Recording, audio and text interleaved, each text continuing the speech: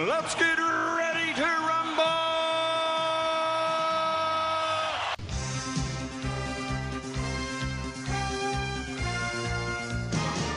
And I'd just like to say also hello to Ahna Bishop Jara, who found us on. I'm going to say this again when we start recording, but she found us on YouTube, and has now actually started following us on Facebook. And she remember the episode where we were talking, where Shaun, you were saying, "Oh, next week I'm going to do a show where there's going to be like 6 people, there's 6 main characters, all that kind of stuff." Yeah. And this is what she wrote. She wrote, "I knew the movie right away, but the title song, New York, New York." but I had to look up the actual title on the town. Am I right? And she says, "Anyway, I'm enjoying your podcasts very much. Thank you so much." Thank you. Yes. Thank you. And she also went onto our Facebook page. I went to our Facebook page and she saw when you did the thing with the Sting. Yeah, we did the show with the Sting. With the Sting on, yeah. Yeah, and she was like, "Oh, this one's easy. It's Robert Shaw, it's Robert Redford, and this is the Sting." And she's like, "Oh man, I wish I could play this live." She was like, do you guys ever go live with your podcasts?" And I was like, "Well, we haven't done that for a while. I mean, I guess we did when we were on the radio. When we were on the radio, we were going live. Went live, yeah. And I guess we could actually do this live so that this is actually showing onto so this actually shows up on Facebook as we're recording it. Yeah, we could do that. But as Ahna, as you would find out as we're going forward, we're kind of cheap around here, and that might cost some money. But we'll look at it. We might actually do this so that we'll go live on the Netflix with a Cinema Podcast Facebook page. That might be cool. Have people actually try and play along in real time. Shaun, what do you reckon? Yeah, we could give it a go, couldn't we? We could see what happens. I could actually probably do a movie quiz, couldn't we? Well, yeah, you could totally we could totally do a movie quiz and have people play along at the same time. Okay, you see, Ahna, this is what you've done. You have opened up a can of worms. You've opened up a can of worms, and you need to help us clean this can of worms up. Anyway, thank you very much, Ahna Bishop Jara, for getting in touch with us. But welcome to Netflix versus Cinema. Welcome to Netflix versus Cinema, the podcast that is as shocked as you are to have read in the news this week that the Oscars are happening this weekend. Yes, on Sunday is when the Oscars are. Did you guys know about that before? Okay, the first question. Did you guys know about that before I even said that right now? No. Did I? I think I might have heard something, but no, I didn't know. But I mean, I know they were talking about it because they said was it the BAFTAs they've just had, or BAFTAs? They had the BAFTAs. Yeah. And there was mention they're going to do they're going to allow so many people, aren't they? Aren't they having a venue in London or something for the British nominees, and then a venue in America, and they want people to actually go to the venue rather than doing it all on Zoom? Yeah, there's a ban. From what I understand, there's a ban on travel. There's a ban on people attending by Zoom. So like the nominees can't attend. So if you've been nominated, you have to be at some place in person, and they're going to have. And it's being directed by Steven Soderbergh, and they're going to have different. I don't know exactly where the places are because, as I told you, I got caught up by. I was like, "Oh, Oscars are happening this week." Oh, okay. Well, okay, fine. And so, I think we have kind of got a show. Oh, by the way, I didn't introduce myself. My name is Tosin. I am the host of the podcast. And joining me as ever on the Isle of Wight are Sharon Bollen. Hello. And Shaun Harris. Hello. That is Shaun Harris, not Shaun Harris of the Mission Impossible movies, but another Shaun Harris. Yeah, that's it. Normally, a different Shaun Harris. The first name's are spelled differently, although I do rate the other Shaun Harris as quite a good actor because he was in. He always seems to have played pretty nasty characters. He does. I think he was in the remake of Brighton Rock, and I saw him in Harry Brown, and he was like the drug dealer, and he's like, I just remember that was the first time I became aware of him was in Harry Brown. Yeah, he does silent menace very, very well. He has a bit of an unsettling presence. Yeah, he has a look. He was also in, I think, might be Prometheus, maybe, or one of those ones. He was in Prometheus, yeah. He was in Prometheus, but he wasn't. So Karen. So I do keep my eye on him. Yeah, my namesake. All right, cool, good stuff. Right, so this week we have somehow managed and ended up, even though we were caught up by the fact that Oscars were happening, we've managed to see some of the films that are up for Oscars this week. I think because I was having a look, I was like, okay, what films are actually nominated? And I was trying to find out whether there is. I was trying to find out whether there is a whether there's any way of finding out where you can watch all these films. Like, have these films made their way? Have they sort of like, snuck their way onto different streaming platforms all over the place? And now let's see. I found a website called Radio X, and Radio X has actually given you the films that are up for Best Pictures this week. Let's just see whether you guys were aware of these. Have you heard of The Father? No. Anthony Hopkins, but I haven't seen it. And Olivia Colman, Yeah. but I don't know much more about it than that. Yeah, the first I heard was because I heard about this and they were talking about the nominees and they said Olivia Colman is up for Best Actress and I was like, what? What for? Yeah. I was like, The Favorite? No, that's already no. What's she up for Best? She can't be up for The Crown. I had no idea she'd done anything else since then, film wise. But apparently, yeah, Anthony Hopkins, Olivia Colman, it is up for Oscars for Best Picture, for Best Actor, Best Actress. Never heard of it. Judah and the Black Messiah is up for best. Daniel Kaluuya. Yeah, Daniel Kaluuya, Lakeith Stanfield, and The Father is not actually available. You can't watch it anywhere in the UK. Judah and the Black Messiah, you can, but you have to pay for it to rent. And as we said, Anna, this show is dedicated to you. And as we said earlier, we're cheap around here. And if you have to pay extra after you've already paid for the streaming platform, we're usually not okay with that on this podcast. So we haven't seen it. Mank, that's on Netflix. That's Gary Oldman. Gary Oldman playing the screenwriter of Citizen Kane. Minari, which is Stephen Yeun. That's been getting a lot of stuff. Oh, yeah, Stephen Yeun. That's good. Well, obviously, we know him as Glenn from The Walking Dead. Those who watch The Walking Dead. Yep. That wouldn't be me. So Stephen Yeun, I mean, he pops up in things every now and then. That is one of those ones. Again, it's available to rent in the UK. Where means you have to pay extra money. We're not doing that. Nomadland is coming to Disney Plus the week after the Oscars. Yeah. Yeah, that's Frances McDermott. I've heard of some of the actors in these things. Yeah, yes. You've heard stuff like, filtering down, but you don't. Yeah. But it's kind of like I haven't particularly paid any attention. Do you think, Toes, that maybe they're doing this, and so there might be some cinema releases of them? I'm actually hoping. I'm hoping because I think you said before we started that we're about 3 weeks out from cinemas opening, and I'm hoping that some of these we get to see in the cinema. Yeah, I'm wondering if that's why they're doing it. So they say, Oscar-nominated film, or Oscar winner film. Yeah, I think that 5 Oscars must see. I think there's definitely some of them that are trying that, and depending on which one wins, they are definitely going to do that. I think that's going to happen. You're going to see some of these films show up in cinemas. I mean, in normal, in inverted commas times, that usually happens anyway. Like sometimes a film gets re-released after you've gone to the Oscars. Let's say it was released at the beginning of the year or something. So Nomadland coming to Disney Plus. Promising Young Woman, that is currently on. It's on Sky Cinema. Sound of Metal, that's on Amazon Prime. Trial of the Chicago 7, that is on Netflix. So we have about, I think, 6 out of the 7 readily available to watch. But I think we have seen two of that list, which we shall get onto. So I think, Shaun, you have requested this week because we usually give 7 minutes for a review. 7 minutes for a review of a film, and you think, that's way too long. It carries on a bit much. I think what it is sometimes. I mean, I know the film, and I just want to say my feelings about it rather than just say the story of the film. And I tend that and just say moments of the film, what you like, because I think sometimes if you hear the story, and you think you can take bits from a movie, but just to say the story all the time, I just find sometimes a bit. So. Okay. We'll give you 30 seconds to tell people who haven't seen the film what the film's about. Okay, that sounds cool. That sounds fair. Yeah, okay. Okay. All right, cool. So you have seen. So I think we'll start off with one of your. What should we say? We'll give you 2 minutes. 2 minutes to talk about.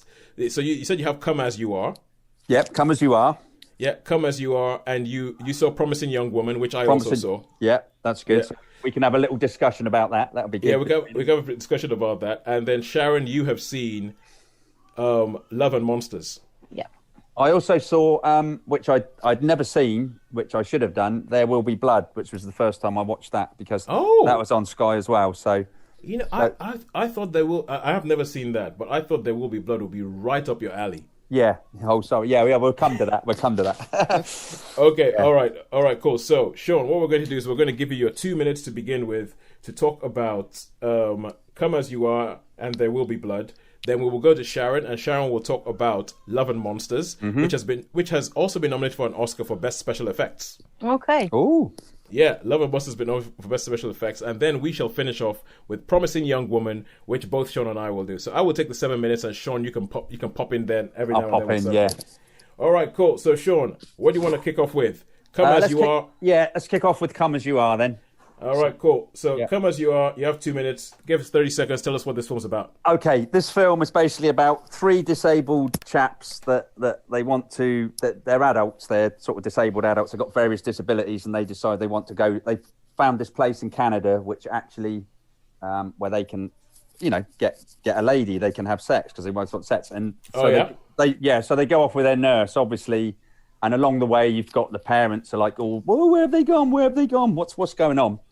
And, so it's just basically a buddy movie with a difference, because, as I say, one of them's partially sighted. He's got the other one's, two of them are in the wheelchairs. So, and the nurse, she sort of, to start off with, she doesn't know what's going on. But when she says, she goes, "Oh, yeah, I'll take you up there." So, and in the meantime, you've got the police looking for them. You've got the parents looking for them, trying to catch them. And they go into motels and and it's just a really, really, really, I don't know. It's a good film. I really, really thought this was quite funny. It had some really, really funny moments, and the acting was really, really good.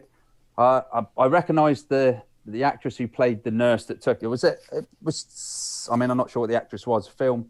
She might have been in that film, Precious, maybe. I'm not sure. Oh, Gabrielle Sidibe. Yeah, if it was her, that's who I think it was. I mean. Okay. Yeah.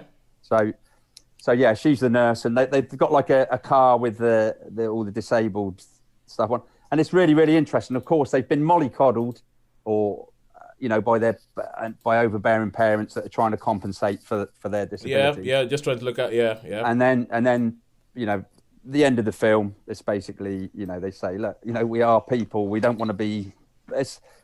We don't want to be this way. We don't want to be mollycoddled and worried about. We want to do our own things. So I'll give this one a 3-star. A 3-star. It's a good 3-star. It's a good watch. All right, cool. So, well done, Shaun. Well done, Shaun. Right on time. Now, okay, if I may, I have a couple of questions. Sure. So, when you were describing that film, it sounded a little bit similar to the Peanut Butter Falcon. Yeah, I guess it was in the same vein. as the Peanut Butter Falcon. But yeah, it was. I think it was. There was probably quite a few more comedic moments. It was more of a. As I say, it had its serious moments, but there were quite a few comedic moments, especially when they're in a bar and someone like, oh, and they sort of end up defending themselves. And so, yeah, but yeah, no, it's worth a watch. This one's worth a watch. Pretty good movie. Oh, cool. 2019. It might have been swallowed up by by 2020 coming. Was I right with the actress? Or you are right. It is Gabrielle Sidibe. Ah, that's what I thought. Oh, that's it. It is. It's good to see her because she sort of shows up on articles like the kind of thing of 10 actors who were nominated for an Oscar and then you never heard from them again, that kind of thing. And she sometimes she shows up on that. So I'm actually really happy when she shows up in different things, even if it was that Grimsby movie. Yeah, I'm happy. Yeah. Oh, do you know I've not seen that Grimsby yet? Is it grim? Well, the thing is, I haven't. It's like when you see a trailer for a film, and obviously, especially if it's a comedy, they're supposed to put things in the trailer that are supposed to make you go, "Ooh, that I really want to see that," and maybe put your best jokes in. And I saw the trailer for Grimsby, and I was like, I'm not sure that's funny. I think that's just off color. I think, that's borderline offensive. Oh, so I never actually bothered watching Grimsby, and so all I have to go on is what other people say, and most of the people I know who've seen it say that. Yeah, essentially Yeah, that's what I figured. All right, okay, cool. So that was Come As You Are. You said how many stars for that? 3-star. 3 stars. Yeah. 3-star. All right, cool. Well, sounds really good. And now we get on to your second film, There Will Be Blood. There Will Be Blood. Yeah, There Will Be Blood. Now, this film, I should have seen this before, but it was the first chance I got to actually see this film. And obviously, it's about an oil tycoon. Starts off where he's looking for this oil, and his partner gets killed.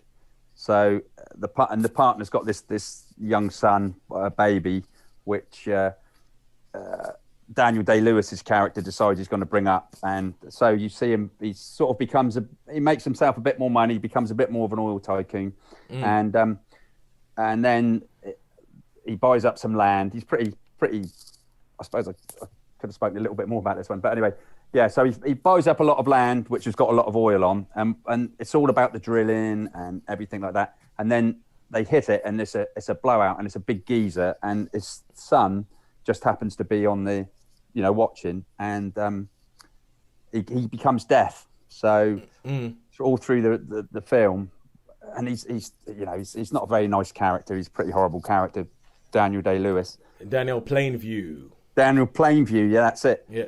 But this was an exciting film. I could probably talk about this one a little bit more, but anyway, we'll get to it because it's not what a lot of people see. You see the thing? I was thinking that when you requested 2 minutes, I was like, for There Will Be Blood. I was like, no. Yeah. I was like, come on, Shaun. Shaun, it's you. There Will Be Blood is right up your alley. You're going to want to sing about this film. So I will give you another 2 minutes. I'll give you an extra 2 minutes to keep talking about There Will Be Blood. Thanks, Toes. You're a star. So there's a gusher, and his son becomes deaf, and he tries to compensate for his son, and he can't sends his son away so that he can learn, sign language and things. Yeah. But he's pretty nasty anyway. His son grows up eventually, and his son says, "Look, I want to go out on my own," and that, and he says, "Oh, well, you're my enemy then." He goes, "But you're my dad," and he just turns really, really nasty. And I think this is an absolutely brilliant performance by Daniel Day-Lewis. Love this performance. Yep.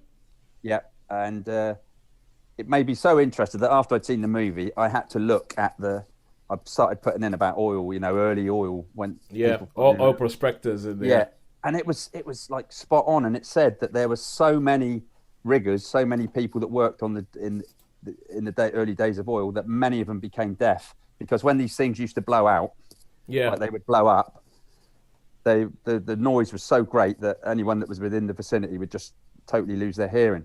And another thing was, so I looked it up and I thought, well, if they're gushing like that, how the hell do they cap them like that? And I looked up, and they have these things called torpedoes, which are like giant bombs, which you used to put down there, and it would snuff out the flames, because of course if it catches fire, it have a major fire. And so all this is in it, and it's a brilliant piece of cinema, I think. Absolutely fantastic piece of cinema.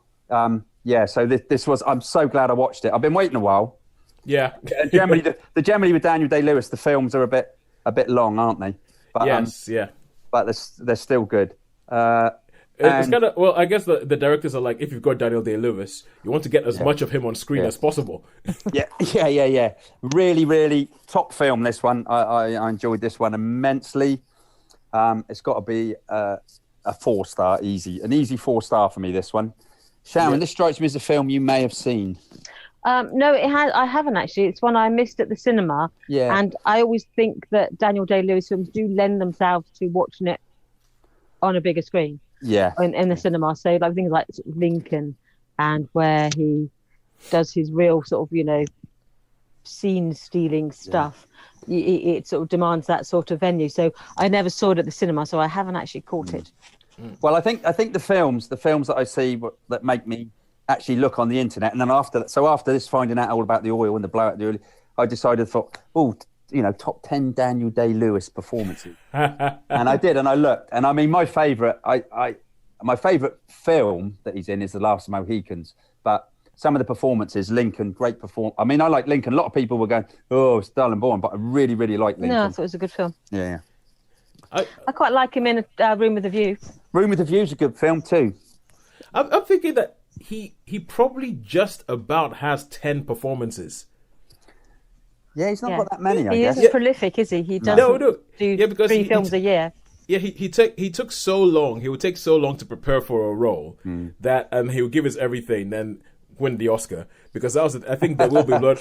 There Will Be Blood was his second Oscar, I think, and his first one was My Left Foot. If I'm thinking about it, I can just about think of 10 Daniel Day-Lewis filmic performances. I was trying to think of the name of his last performance. The one where he was the Phantom Thread. Phantom Thread. Yeah, I watched that. So let's see. Phantom Thread, There Will Be Blood, Lincoln, Room with a View, Last of the Mohicans, My Left Foot, Age of Innocence. Yeah, what else have we got? We got Gangs of New York. Was he in? He wasn't in My Beautiful Laundrette, was he? Was he in An Unbearable Lightness of Being? That I don't know. That one, that's a title I know, a film I've never seen. He was in My Beautiful Laundrette. Yeah, Laundrette, yeah. Yeah. I've got it to 9. Yeah, he wasn't in that. Anyway, brilliant. Brilliant actor, Daniel Day-Lewis. Shaun, I'm glad that I'm actually really surprised that out of the 3 of us, until this moment, none of us had seen There Will Be Blood. I still haven't seen it. I haven't seen it because everybody talks about it's one of those American dream movies. It's about, okay, this is the American dream. This is how we're going to go, and this is how we're going to get it. And about the fact that the men who made the American dream were not necessarily the nicest people. No. I've just thought of another performance. Bill the Butcher. I said Gangs of New York. Oh, did you? Sorry, yeah. Yeah, and that's another one of the men who built America, not being very nice people. Yeah, exactly. And obviously this was Paul Thomas Anderson who directed him, who also directed him in Phantom Thread. So yeah, that's a film that, it's funny. I've been prepared to accept that There Will Be Blood was a brilliant film without ever watching it. Yeah. I'm like, it's a brilliant film. Yeah, don't need to watch it. I know it's brilliant. So, but maybe I will follow in your footsteps, Shaun, and go watch that. Yeah, go watch Phantom Thread. Yeah, we'll watch that too. There will be Phantom. There will be the Phantom Blood. There will be Phantom Blood. Yeah. There will be Phantom Blood. All right. Let's carry on now. As we said, this turned out to be an Oscar-y week anyway. We spoke about Daniel Day-Lewis for his second Oscar, and now we come on to the current ones, and the first of the films we're going to talk about this week that is up for an Oscar this weekend. I mean, by the time you listen to this, the Oscars probably would have happened and you would know who won it. but this is a little bit of a little engine that could movie, because no one really heard about it. It's just sort of shown up out of nowhere, but it is actually nominated for best special effects. So Sharon, will you want to tell us a little bit about Love and Monsters, what's it about, and what you thought about it? Yeah, Love and Monsters, it's a Netflix film that's just been quite a recent release. It's one of their banner films, so you can't really miss it when you log in. It's basically a set in the future after a double apocalypse.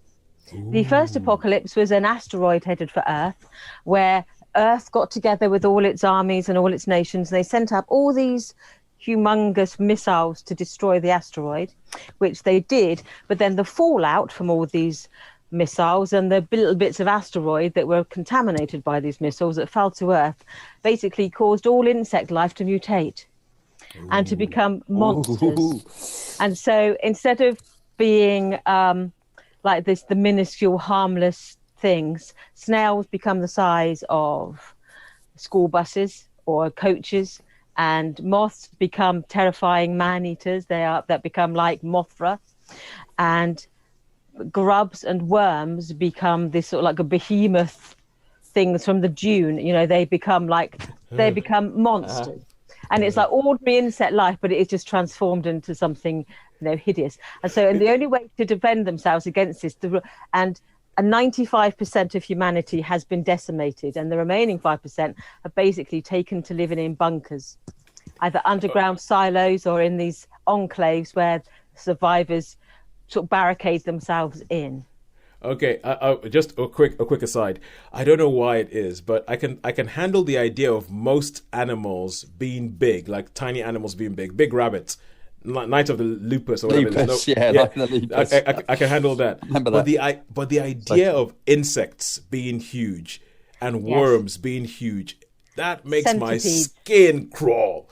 It makes my skin crawl. It's like, in the Peter Jackson King Kong, where there's the bit where Andy Serkis gets attacked by all the... yeah. Oh, my God. Yeah, so you have sorry, Sharon. all of insect life. Yeah, so there's all sorts of horrible things. If I faint while you're talking about this, you know why. Yeah.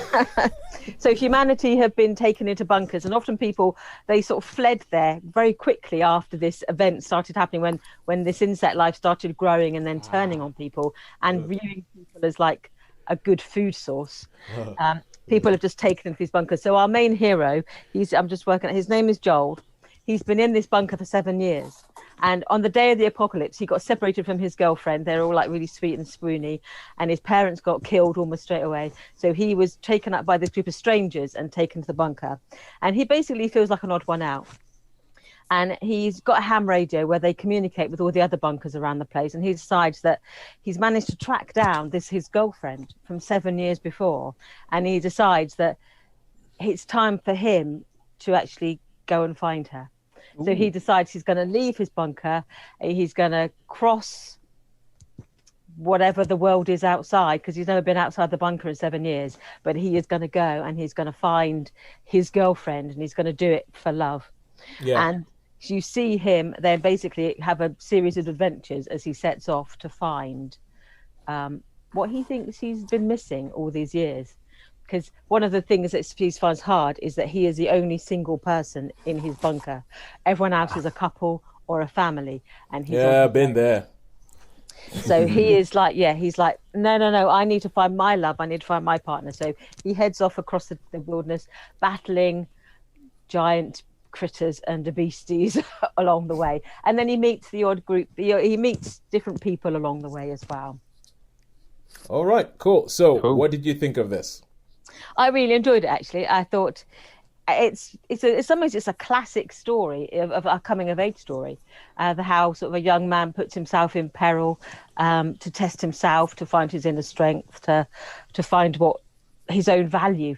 So I thought, to me, it's like a bit classic storytelling, but it's set in this fantastical world. So I enjoyed it for its sort of the narrative of it. I enjoyed the performances, which I didn't recognise, apart from Michael Rooker, who turns up in one of his Michael Rooker type roles. Yeah, I'm just going to go up around and talk like this. Yeah. Kill people. So he was very good. So I enjoyed it. Yeah, I enjoyed all the aspects of it that, you'd expect that someone who likes The Walking Dead and who likes horror and who likes post-apocalyptic fiction in the written word and on the screen. Yes, it sort of ticked all the boxes for me, so I really enjoyed it. So I actually would give it a 4.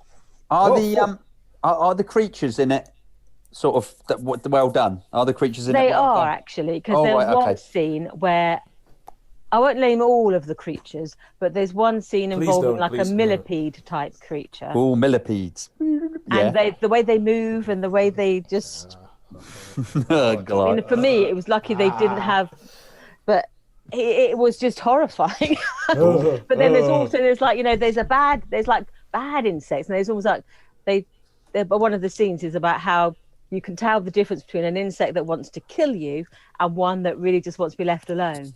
And one of the ones that wants to be left alone, it was, if you can make anything that grotesque look quite sweet, it was managed to make an enormous... I won't say what it is because it's a bit of a giveaway, but one of them... I'm going to watch this. Thanks, Sharon. But there is. But they're quite...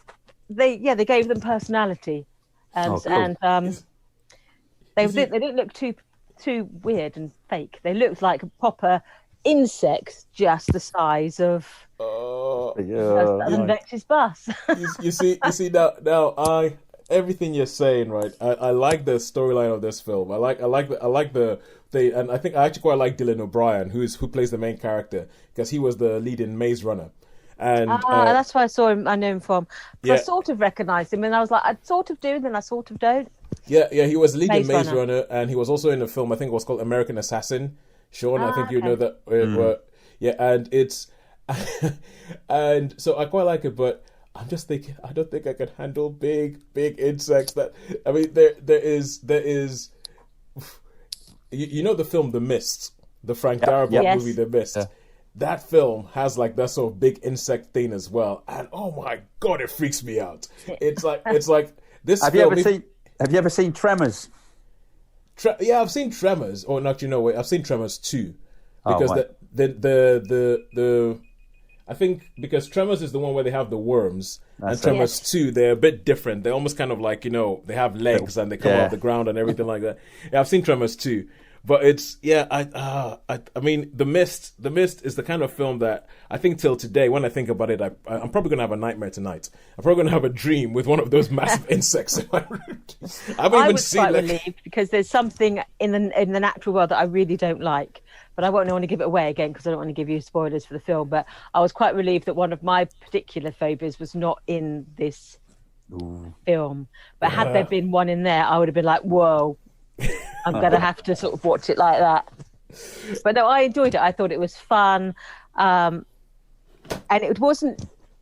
It didn't fall down the trap of, falling down the easy route for all the solutions. Yeah. So I really enjoyed it. Okay, it's funny how you were saying as somebody who likes horror, as somebody who likes... And I was like, and also somebody who's been holed up in the house for the last year. Yeah. It's quite a relatable film right now. It's like there's this worldwide thing that means that we all have to stay indoors, and also the storyline reminds me of there's a graphic novel series that I've watched called called Why the Last Man, in which something mysterious happens, and essentially everything with the Y chromosome in the world dies, apart from this one guy called Yorick and his pet monkey Ampersand, who's a male. So it's essentially, and it starts off, and he has this whole thing where he's in America, his girlfriend is in Australia, and he's trying to get all the way to Australia to meet her because he's like, oh my god, I've got to find my girlfriend. But then again, obviously, he's the last man alive, and then there becomes this whole political thing about him where some people want to be like, we've got to preserve him and find out exactly why he's still alive, and we've got to continue the species. And some people are like, no, this is women's time. Let's kill him, and then there'll only be women around. And it's been turned into a TV show. But I mean, when you said that about Love and Monsters, it made me. It's like, oh, this sounds like Why the Last Man. So Why the Last Man, Shaun, I think you would love it as a comic. It's a comic book. Is it? Right, okay. Yeah. If you can find it, go Why the Last Man. All right, cool. And so let's be rude. So seeing as this is the only one we've seen, we shall be rooting for Love and Monsters to win that Best Special Effects Oscars this summer. Yeah, go, massive bus slice snail. Go, centipede. Yay. Yeah. Centipede too. All right, cool. Go eat everybody else. Eat everybody else who's on. Now that would be cool if they did in the Oscars. Imagine if they had like, they said, okay, I don't know whether Godzilla vs. Kong is up for special effects, but if there's Godzilla vs. Kong and giant centipede and they all had to fight it out to see who won the Oscar for the best special effects, that would be awesome. All right, cool. And now we come into the final film this week, which is up for... Now, this is a film that is up for the big ones. It's up for Best Picture at the Oscars. It's up for Best Director, marking... I think something like only the 5th time in Oscar history that a woman has been nominated for Best Director. It is up for Best Actress for Carey Mulligan. And that film is Promising Young Woman. I will start the clock. And so Shaun wants to come in with you'll come in with the reaction of what you thought about this film. Yeah, definitely. And I will tell you what this film is all about. So the film kicks off in a club. And there's these 3 people who look like, they work for an investment bank or something, or they work in cities, they're wearing suits, they've come after, and they're talking about something that happened at work. And they're talking about, essentially, they're abusing a woman who is essentially saying that, look, the culture of this place is misogynistic. And they're like, what the hell is she talking about? Blah, blah, blah, blah. She's this, she's that. They call her the B word. And they notice that there's a woman in the corner who looks like she's just flat out drunk and she can't move or anything like that. And 2 of them are like, oh, you know what?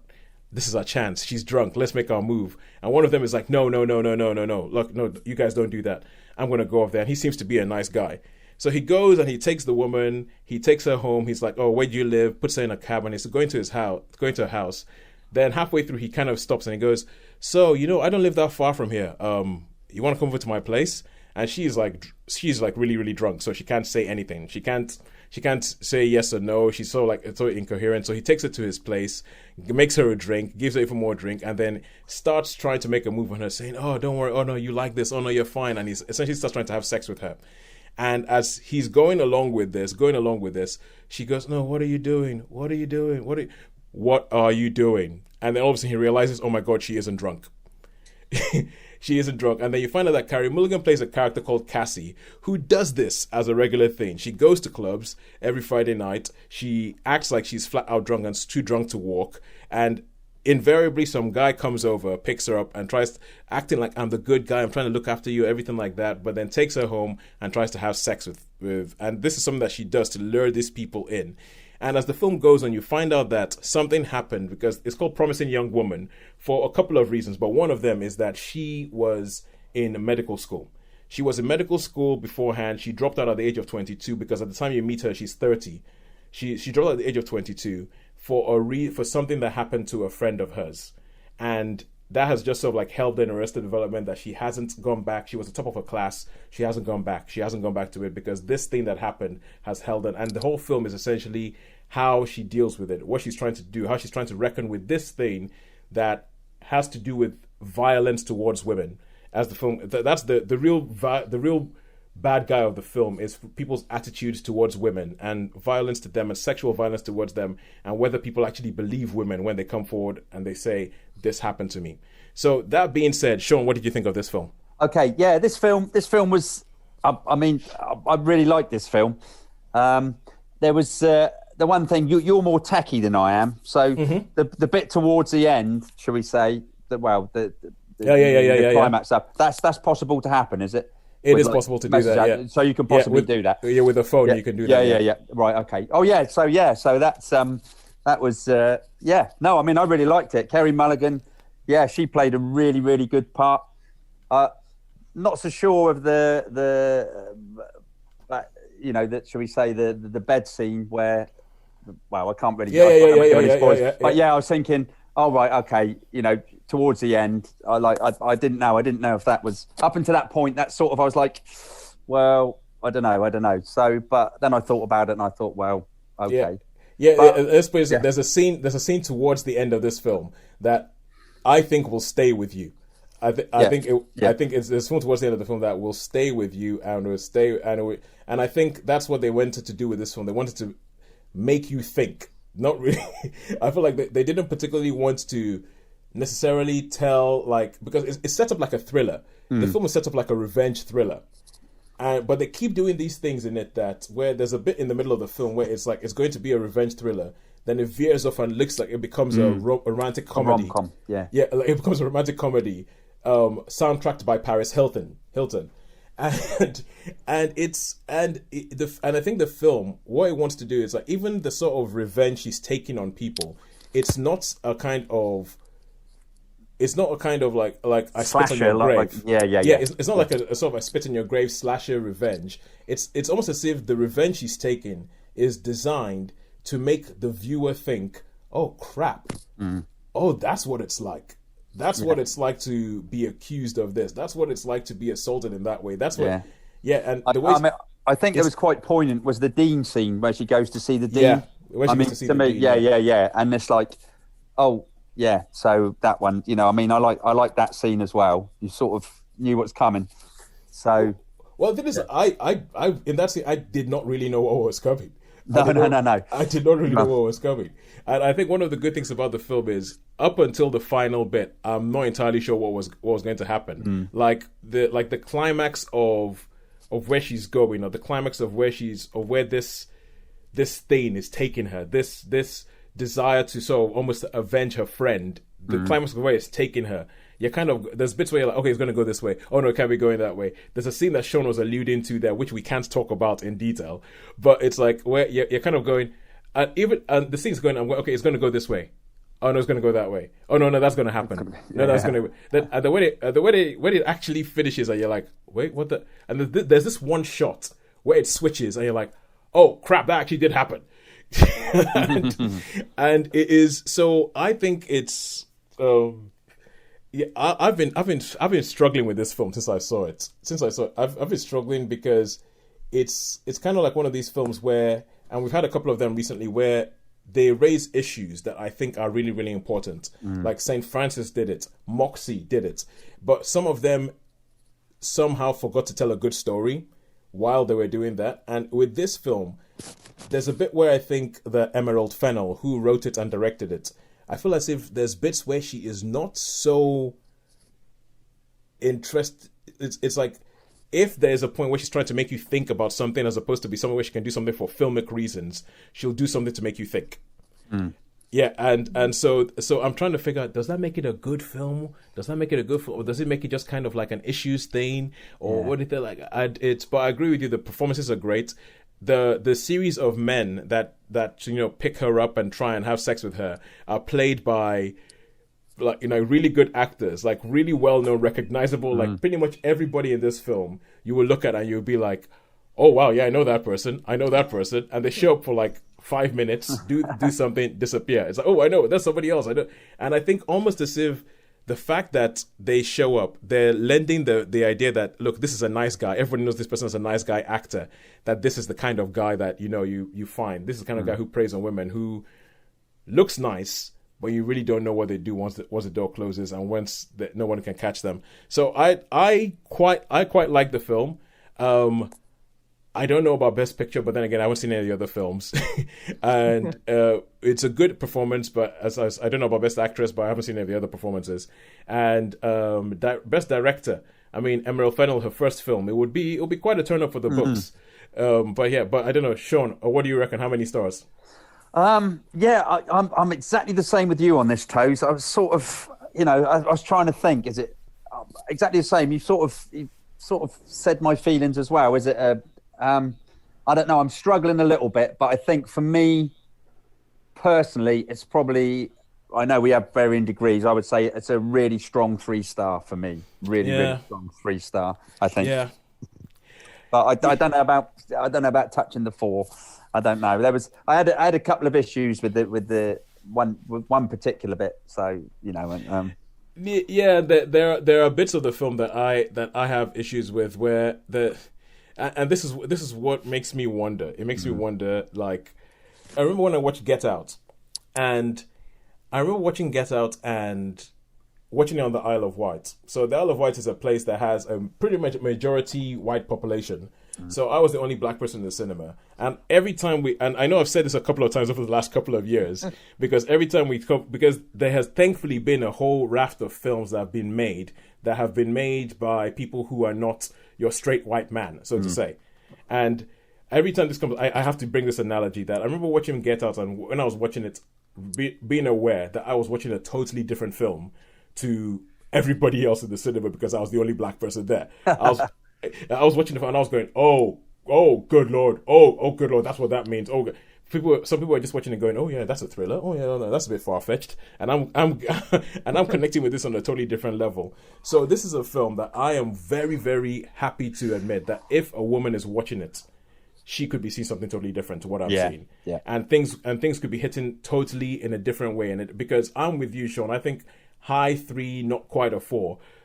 But I feel like almost the language of film is changing, because there's all these people who were not really allowed to make films before who are now making films, and they're bringing something in. So the things that we think, oh, this is what it means to make a good film, might be changing. And if that does change, then there's going to be films where I'm going to be like, I'm not entirely sure what they're going for there. But because I've seen people raving about this film and giving it 5 stars and all that kind of stuff. Right, yeah. And I was like, I don't think it's a 5-star film. But I'm aware that this might be hitting in an emotional place that I just do not have access to. Yeah. But Shaun, what do you reckon? What do you reckon about Best Picture? Well, we haven't really seen much else, have we? Really? But if you're going to compare it to your usual Best Picture fare, no. From a personal point of view, and I don't mean this in a horrible way, but probably not Best Picture for me. It wouldn't make it. How about you?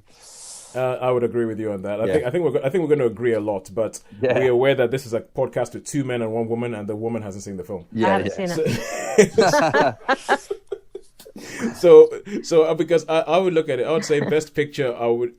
Not really. Best director, I would be surprised. Maybe best screenplay. Maybe best maybe best original screenplay. Yeah. Best actress for Carey Mulligan. I mean, she is really good, but everything I've heard says that this is Frances McDormand who's going to win this again. Right. Okay. Yeah. She's becoming like the female Daniel Day-Lewis. Yeah. That's for sure. But I mean, I'd really like to see Nomadland. I really want to watch that one. Well, the 30th of April, all of your things can be fulfilled. Oh, cool. All of your things can be fulfilled. All right, that is it for this week. And we will come back next week where we will have some Oscars reaction, I'm guessing, to see who actually won. And also, The Falcon and Winter Soldier shall have finished. The second Marvel Disney Plus thing, which, Sean, I'm guessing that you haven't continued watching yet. I haven't yet. No, I haven't continued watching that. I've watched the first one, but it's interesting. Right. Okay. It's interesting in a totally different way from WandaVision, and it is creating a lot of chatter online in a totally different way than WandaVision. All right. Okay. Cool. Cool. Yeah. Essentially, I've got the second season of Pennyworth to watch as well sometime. Yeah. But I'll tell you what. I'll tell you one thing about Falcon and the Winter Soldier. This is essentially this show. It treats the 5 years in Avengers between Avengers Infinity War and Avengers Endgame, when half the world had disappeared before they all got brought back at the end of Endgame. And if you haven't seen these films, sorry for the spoiler, but what have you been doing with your life? It treats that almost like the Marvel's version of the pandemic. So there's bits where it's kind of like, now we have the pandemic and it's disrupting the way life is being lived and everything like that. And there's some people who prefer life during the pandemic than it was beforehand. And there's people who are like, this thing that happened that we have during the pandemic, we should keep this instead of going back to normal and just getting rid of it. And there's a lot of sort of like socio-economic, political stuff that's going on with Falcon and the Winter Soldier, which makes it a totally different beast. And I'm like, wow, this is... Once again, I'm just impressed with Marvel. Sorry to sound like a broken record, but it is true. They are good. They are awesome. So until next week when we talk Oscars and Falcon and the Winter Soldier, it's a goodbye from me. It's a goodbye from me. And it's a goodbye from me. Yeah. Thank you very much for joining us. And one final thing. Any of you guys going to watch the Oscars? No. I don't know. I don't know. Claude, it's not going to be as long as Justice League. No. It will be shorter than Justice League, and it will be on Sky Cinema, your home right now. All right. See you guys next week.